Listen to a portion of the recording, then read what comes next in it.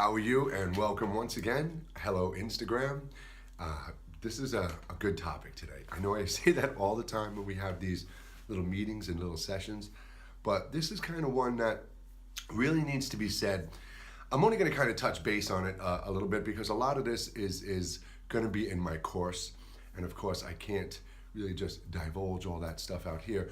But I wanted to generalize some things today that can really help us. It can help you, it can help me, it can help our children, our friends, our family, and it can especially help the ones we're closest to, our husbands, our wives, boyfriends, girlfriends, those we connect with. We're also tonight going to talk about an extremely fantastic, amazing meditation. I don't really know if it's a meditation technique, but it's going to be a guided meditation. It is something that you would do with your significant other. So I will go through the process. I will guide us through the steps, but you could come back and, of course, play that part and do it with your partner. But my best suggestion would be listen to what I say here, take that information inside, and then you do it yourself and you guide your partner and then have your partner guide with you, because it's going to be something you're going to want to do at different times, because it's going to be a better experience for one of you than it will for the other, and we'll get there. But that topic that I want to talk about tonight is love. Love. You know, we keep hearing love and light and love.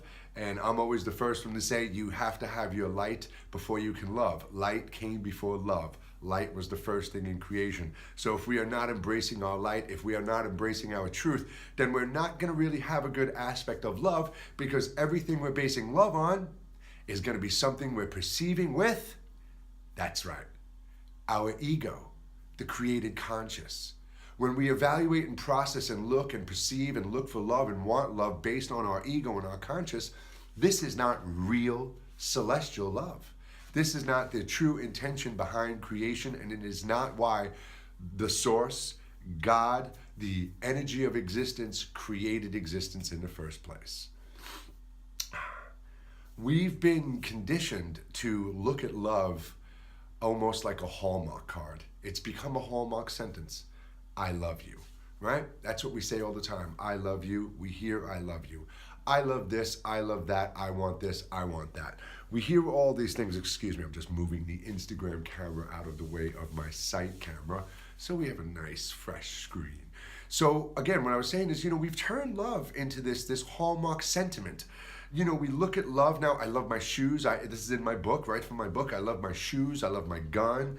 I love my car. I love my knickknacks. I love my clothes. And then we say, I love my children. I love my husband. I love my life. I love my wife. So, are we actually breaking love up into varying degrees? Are we saying, I love this materialistic object as much as I love my children, or I love my children more, but I still love this object? And this may be the case. This may be the case. But I want to bring this to your awareness. I want you to start thinking of these things. Because again, as I said, we've been conditioned to perceive love by what our education, our family, and our friends have expressed love is. And this is all just handing us down information based from the ego, based from a created conscious, based on a world that somebody else is dictating how we live, the industrialized and the darkened mind. Money, money, money, money, money, money, money, money, money. It's all about money. Even now, I get sick to my stomach when I see these Instagram pages and spirituality is in the name of the person. This is spirituality, blah, blah, blah, blah, blah. And they are a money magnet, and they will teach you how to be a manifesting money magnet. That has nothing to do with spirituality.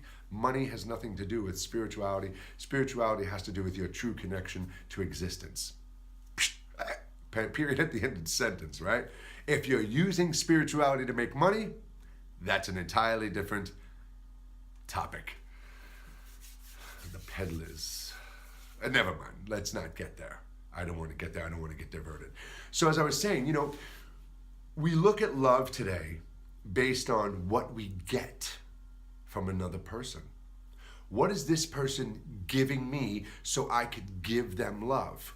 We look at love based on our expectations. And that is insane, because expectations is one of the most poisonous things we can take in, because we should never, as I've always said, we should never project our imaginary thoughts, our imaginary result to a situation that we created in our head and project that onto somebody else. I expect you to be here on time. I expect you to I expect you to get good grades. I expect you to be home on time. I expect you to respect me and love me. Well, how could we put that onto another person when that other person is an individual experiencing this reality, and they have their own thoughts and their own things they want to do, and now we're putting our life onto somebody else? So love has become this thing where we expect, and we expect in the other person. It's become something where we want and we need from the other person. I want you here. I need you here. Don't go. It's become a form of suffocation. We now attribute jealousy. Oh, I'm so jealous. I'm so jealous, to love. We've really mixed it up. We've taken our planet-destroying, money-hungry, race-enslaving perception, and we've created this aspect of what we think love is. So really, I really enjoy my objects. I enjoy the things I have in my home. I enjoy the knickknacks. I love my wife. I love my children, and I love you. And I'm guilty. I'll say I love my car, and I do have a great joy for my car. But again, joy and happiness are not love. Love creates joy and happiness. Joy and happiness do not create love. Joy and happiness are only creating a temporary distraction that's making you feel like you're loved. Okay? Now, that key word, distraction, is a big thing there, right? You're upset, your significant other has done something that's upset you, but they come home and they bring you flowers, or they cook you a nice dinner, or they do something nice for you. Now we've been distracted from what caused us the pain or what the incident is, and we're going, oh, they love me. No matter what they did, they love me. I forgive them. They bought me flowers. They did this. So let's listen what I've said. Love is lost. Love is lost because we really don't understand what the perception of love is, what true love is really. And of course some people do, and I'm not saying everybody, but the overall concept, the overall perception, the overall projection of love is a hallmark sentiment with no real meaning. We love this church, we love this politician, we love this other thing, and none of it is love.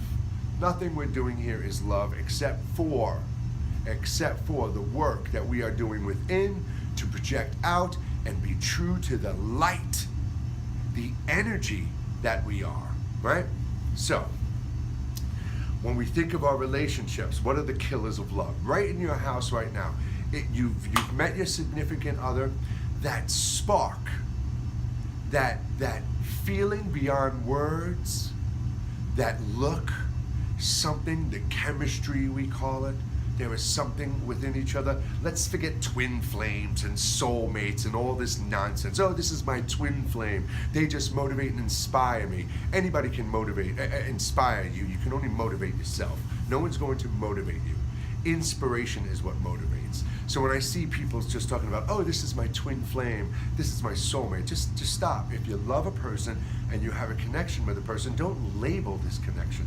Don't label this union. Just embrace it for what it is. It's love. Is it intimate love? Maybe not. Maybe not. Maybe it's just love. Because intimacy, sex isn't love. Sex is something that you do with somebody you're committed to bring children into this world. It's something that we do to spread love and spread joy and create.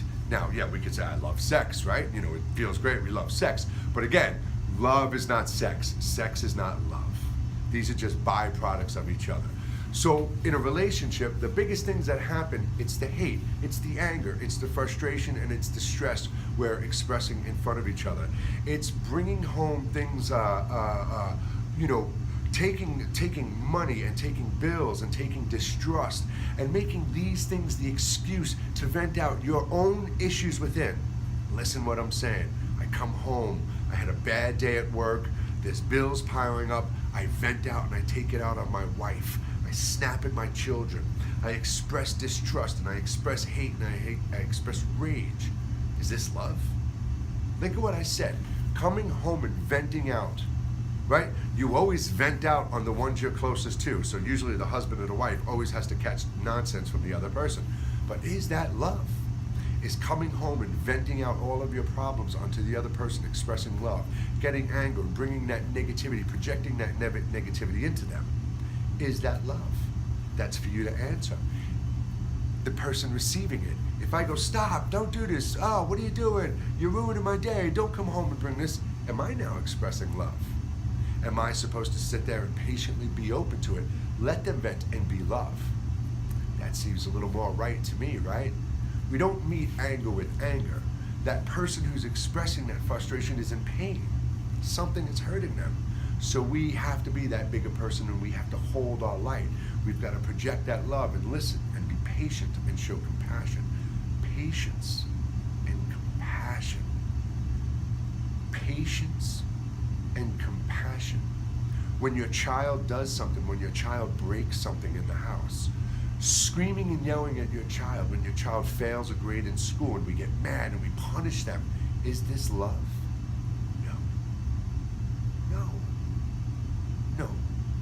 Your child can do something bad, and you can sit down and be patient and control of yourself, and you can emanate love and discuss and talk and show them what is wrong with what they did without breaking down into the darkness, without dropping your light.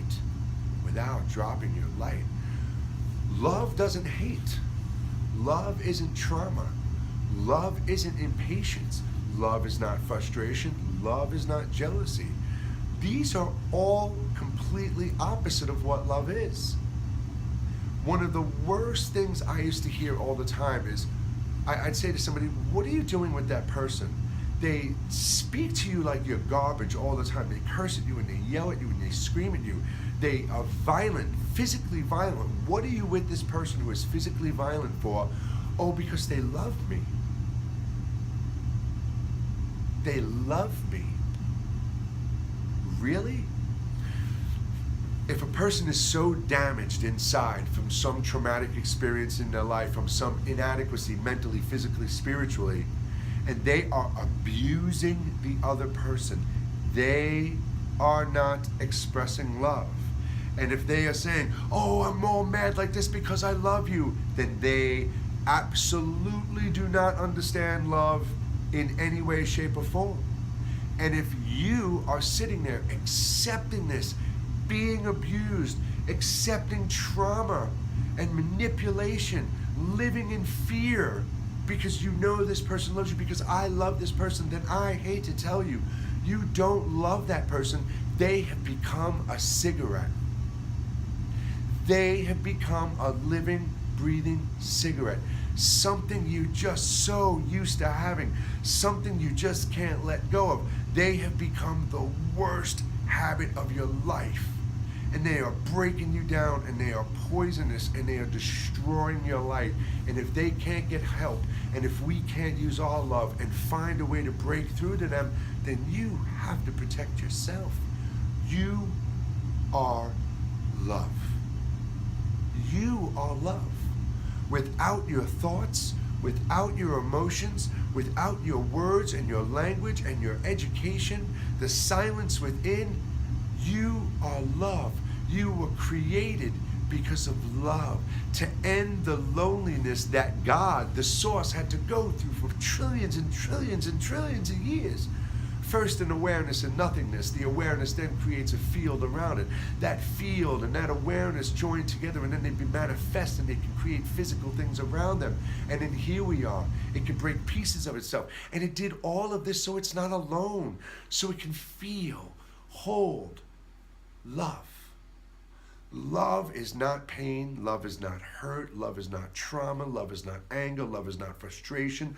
None of those negative projections are love. And yes, there are people who are experiencing those things in abundance. They are living in that darkness, and they are drowning in that darkness. And we have to find a way to rise above impatience and frustration. And we have to be the patient, compassionate beings in their life who express love. We have to let our love inside grow and blossom and become so big that their negative projections, their venting, their abuse does not penetrate our love. We have to be able to step outside of our own relationships and say, no, you don't love me. You don't love me. This is not love. Love does not abuse. It does not treat like this. It is not trauma. I don't care that you bought me this. I don't want that. Love is not money. You cannot buy love. You can only buy distractions that take you away from the traumatic experiences of your life that are making you not feel love in the first place. Love is love. There is nothing else. Not joy, not happiness. Those are products of love. Love transcends joy. Love is beyond happiness. When you have a true heart of love, when you look at every traumatic experience that has happened in your past and you learn to love it because it has made you the person you are today, then you are emanating from a heart of love. If I live, when I was 3.5, 4 years old, my father in front of me physically beat my mother like a man beats another man. We came home, he was drunk, he was packing chopped meat. I can remember this as clear as I'm talking to you right now. I had a great time at my grandparents' house. I had a great day. My mother came and picked me up, took me home. I was in such a good mood. Walked into the house. There he was, standing at the kitchen entrance, drunk off his ass, packing chopped meat in his hand. And he looked right at my mother and said, "Where were you?" She said, "I was picking up John from your mother's house." Me, John, little J. Right? He just took his hand back, smash, pow, bam, smashed his chopped meat into her face. My mother went flying by. He picked her up, dragged her by her hair, threw her into the bathtub, started punching her. She's screaming, "John, John, get out of the house, get out of the house." I'm freaking out. I turn around. My father screams, "No, you stand there and watch this and take this like a man." Now I ask you, is this love? No. And do I let that event in my past, do I time travel every single day and let that moment be something that manipulates my heart?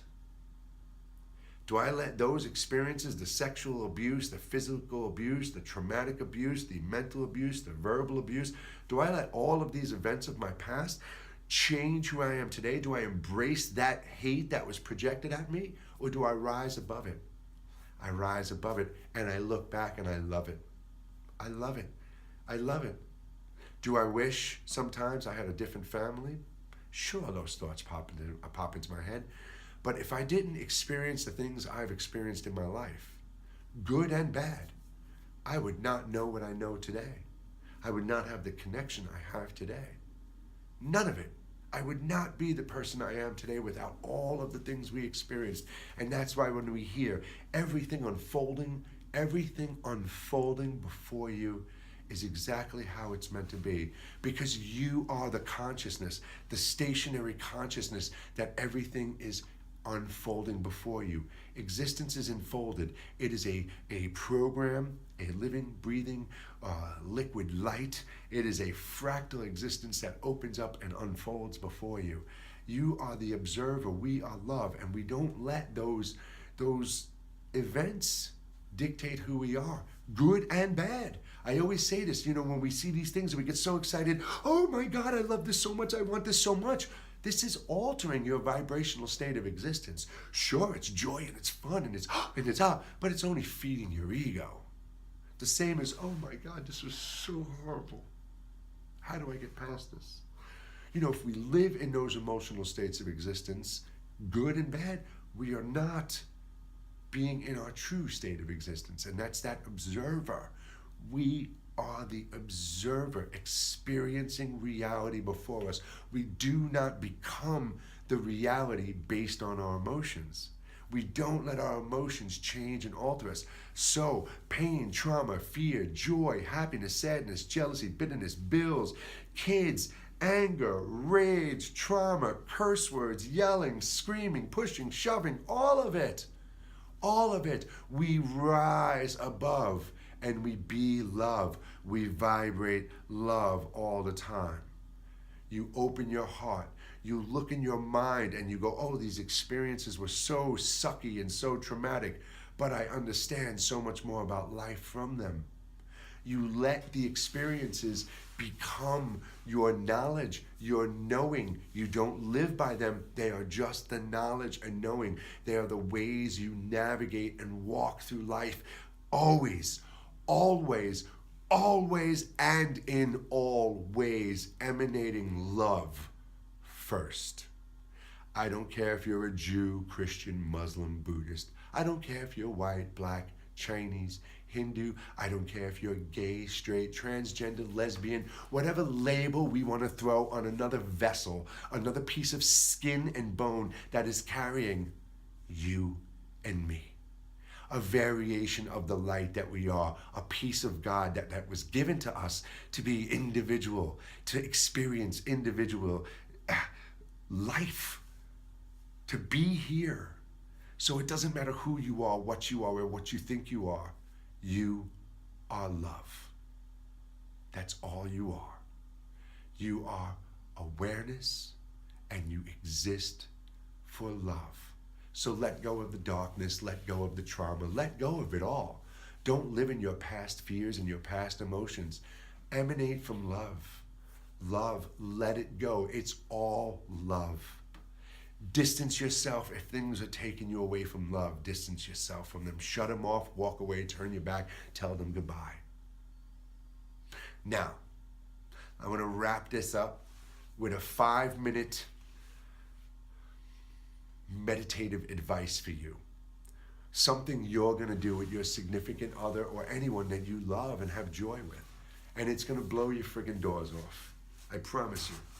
This is going to blow your doors off. If you think celestial meditation is amazing, well, I don't know if this is better than celestial meditation, but it's pretty freaking cool. So let me explain this to you first, how I came upon this, and then I'll close my eyes and I'll just explain what to do.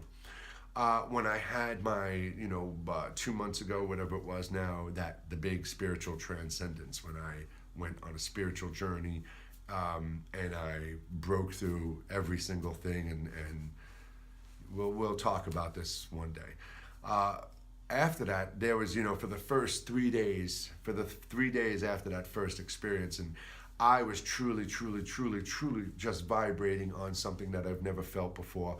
I couldn't even walk through my house straight. I almost felt like I was floating. I had to hold the walls to move through my house. I mean, I rubbed dust from the floor on my hands onto my face just because everything felt different.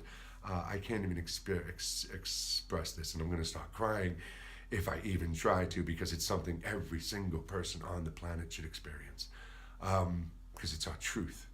It's beyond our truth. It is just beyond words and language.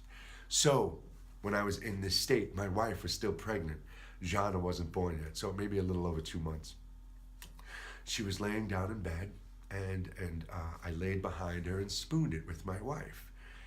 And as I was laying there spooning my wife, holding my wife, my arms around her, one hand on her stomach, the other arm just underneath, and holding her shoulder tight on me, I just started to realize something. As I wasn't myself, I wasn't Jay, I wasn't John, I wasn't even the energy that I am. I was just the nothingness that we are, and experiencing this reality as the pure nothingness.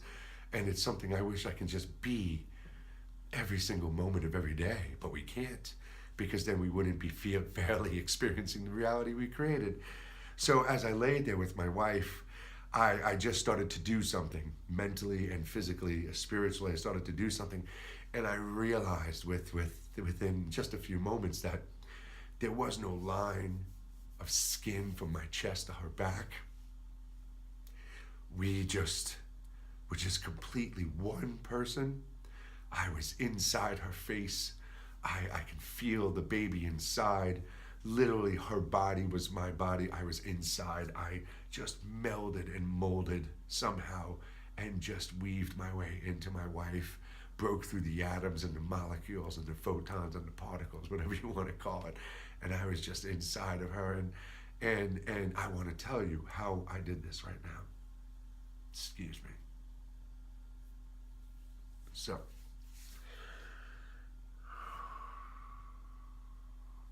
what you're going to do is you're going to find that way to break through to your significant other. You're going to express to them that love is really something that even transcends your current comprehension of love. You're going to let them know that love is not a word. Love is not something we buy or something we give or something we want or something we expect. We are love. When we let go of every single thing in the created reality, and we embrace the nothingness, we are just left with that pure sense of love. Talk to your significant other about this. Lay down in bed with them. Shut all the lights off. No candles, nothing. No sound, no noise. Complete silence. Hold them comfortably. Wrap your arms around them with their back against your chest. Just perfectly form yourself to them. We all fit together like pieces of a puzzle. Find that way to nuzzle in and get so comfortable that you could just stay there forever. Close your eyes and have them close their eyes. Your hand on their stomach and your hand on their heart from around them. And just start with them, breathing in and breathing out. Breathe in with them and breathe out with them. Forget your name. Forget your face. Forget everything in your life and just listen. Stay in the darkness. Be in the silence. Breathe in and out with them. Just slowly breathe in and out. Keep letting go of yourself more and more. Feel their stomach. Feel their chest and let it just become a part of your own. Fall inside them. I promise you will. Breathe with them. Just stay with them and breathe with them and don't talk. Don't say a word. Don't have a thought. Let them all come and go. Every thought you have, question, who is having this thought? I don't even exist. The voice telling me I don't even exist doesn't even exist. None of it does. Breathe out and breathe in with them and just keep doing this. Keep doing this, keep doing this, and keep doing this. And I promise you, it might not happen the first time. It might not happen the second time. It may take you 10 times. It only took me once. I was inside my wife. I felt my child inside. I felt her. I don't have the words to express what you can feel. When I came out of my spiritual transcendence, when I started to fall back into my consciousness, I knew right off the bat the first thing I wanted to do was hug the ever-loving life out of my son, my older son, my 22-year-old son, who was here. And the first thing I did when I opened my eyes and I was back, I looked at him and I grabbed him and I squeezed him and I said, oh, I love you so much. You are why I exist. I dropped to the floor and I said, where's my wife? Where is my wife? She is why I exist. The people in your life that you love, you knew about them before you came here. They are why you came here. Don't give them one more second of hate. Don't give them one more second of frustration.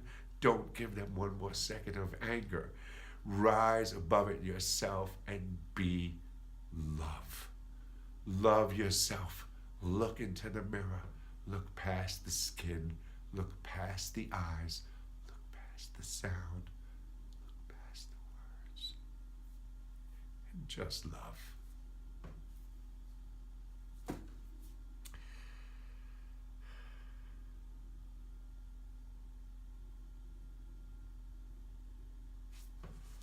Have a good night, everybody. I'll see you soon.